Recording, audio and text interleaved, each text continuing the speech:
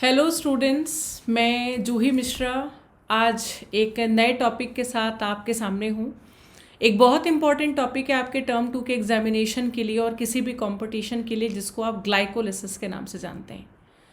ये chapter number 14 CBSE NCERT respiration in plant chapter का एक छोटा सा सब टॉपिक है, जिसमें हमेशा से क्वेश्चंस बनते हैं कि कितने एटीपी का प्रोडक्शन होगा और डायरेक्ट इनडायरेक्ट कितनी एटीपीज होती हैं, कितने स्टेप्स में पूरा होता है। तो चलिए आज का कंटेंट स्टार्ट करेंगे और ग्लाइकोलिसिस में आज आपको बताऊंगी कि ग्लाइकोलिसिस क्या होती है। ठीक है, यहाँ पे आपके सामने एक फ्लो चार्ट है जिसमें एकदम क्लियरली आपको ये डिपिक्ट कर रहा है कि ग्लाइकोलिसिस क्या है। जैसे आप इसको समझें कि जब एक मॉलिक्यूल ग्लूकोज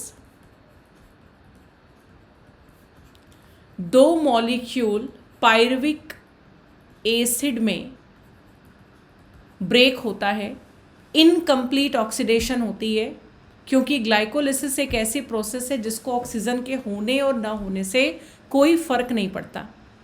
तो एक मॉलिक्यूल ग्लूकोज जब दो मॉलिक्यूल पायरुविक एसिड में कन्वर्ट होती है तो आप इस मैकेनिज्म को ग्लाइकोलिसिस कहते हैं।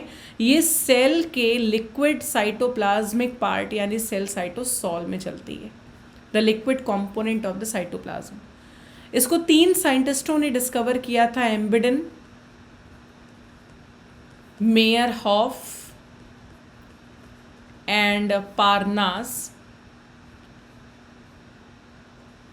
जे पारनास, ऑटो मेयरहॉफ, एम्बिडन। तो ईएमपी पाथवे के नाम से, ग्लाइकोलिसिस को ईएमपी पाथवे के नाम से भी जानते हैं।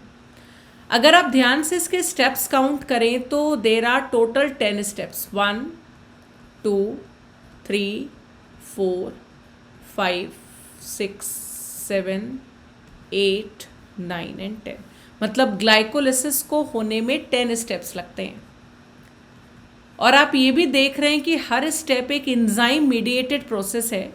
इसका मतलब हर स्टेप पर एक स्पेसिफिक एंजाइम चाहिए जो उस रिएक्शन को कैटालाइज करेगा।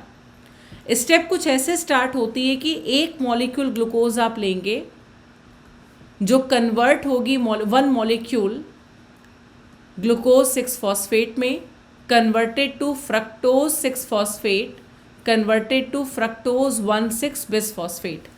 ग्लूकोज से ग्लूकोज 6 फॉस्फेट से फ्रक्टोज 6 फॉस्फेट, फ्रक्टोज 1,6 बिसफॉस्फेट, ये सारे के सारे मोनोसेक्राइड हैं जो आपको पता ही आपके हेक्सोज शुगर है।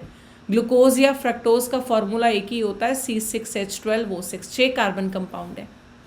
यहाँ से नंबर 5 से आप देख रहे हैं GLAP यानी कि ग्लिसरल डिहाइड 3 फॉस्फेट।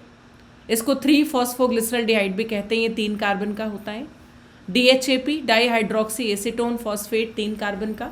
तो फ्रक्टोज 1,6 बिसफॉस्फेट टूटेगा 3 कार्बन के 2 मॉलिक्यूल में, GLAP एंड DHAP। मैकेनिज्म को आगे कंडक्ट करने के लिए GLAP चाहिए यानी ग्लिसरल डिहाइड 3 फॉस्फेट चाहिए। तो ये 3 कार्बन का है, चूंकि आपने स्टार्ट करा 6 कार्बन से, तो यहाँ से अब सारे मॉलिक्यूल 2 हो जाएंगे, यानी 2 मॉलिक्यूल GLAP आपको चाहिए होगा आगे।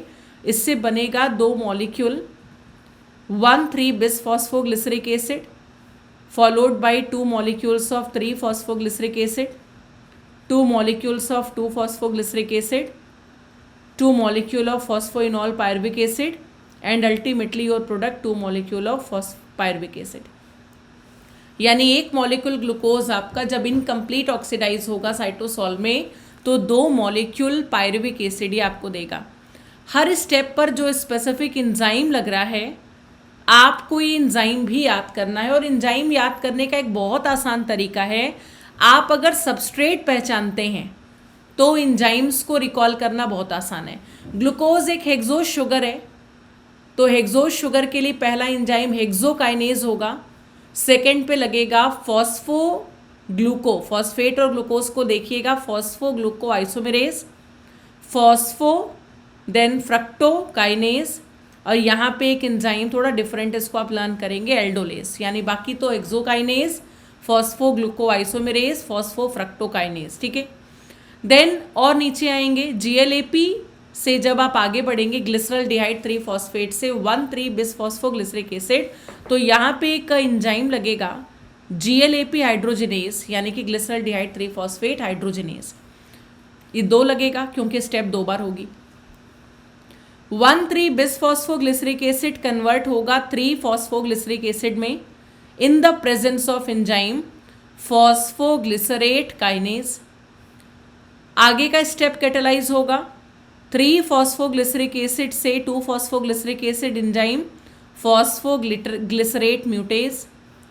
2-फॉस्फोग्लिसरिक acid converted to phosphoenol pyruvic acid in the presence of enolase, एक हाइड्रोलेज है ये, पानी को एलिमिनेट करेगा रिएक्शन से।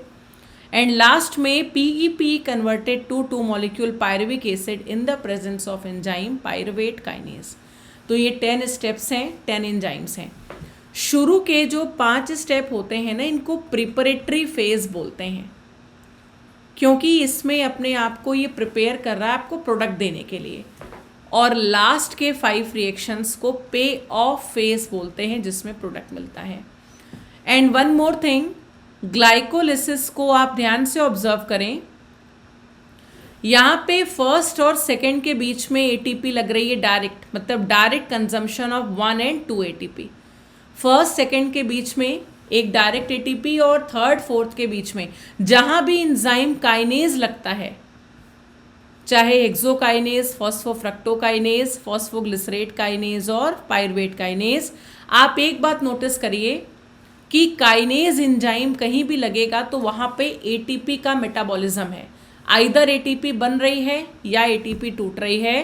तो ATP का बनना ऊपर के 2 रिएक्शंस में टूटेगी, यूज़ होगी, कंज्यूम होगी, और नीचे के 2 स्टेप में डायरेक्ट ATP बनेगी। चूँकि नीचे 2-2 मॉलिक्यूल हैं तो 4 बनेगी, ऊपर 1-1 मॉलिक्यूल में 1-1 लग रहा है तो 2। अब आप इसकी एक बार ATP समरी नोट कर लें, कैसे लिखेंगे। आप यहाँ लिख सकते हैं इनपुट, ग्लाइकोलिसिस की ATP बैलेंस शीट है, और एक साइड आप लिखेंगे आउटपुट। और किसी भी रेस्पायरेशन की मैकेनिज्म या साइकिल को समझाने में ATP बैलेंस शीट बहुत इंपॉर्टेंट है। इनपुट ये कि आप 2 ATP डायरेक्ट दे रहे हैं, मतलब 2 ATP डायरेक्ट कंज्यूम्ड। आउटपुट में आप क्या देख रहे हैं, 4 ATP आपको डायरेक्ट मिल रही है, 2 मॉलिक्यूल आपको मिल रहा है NaDH2।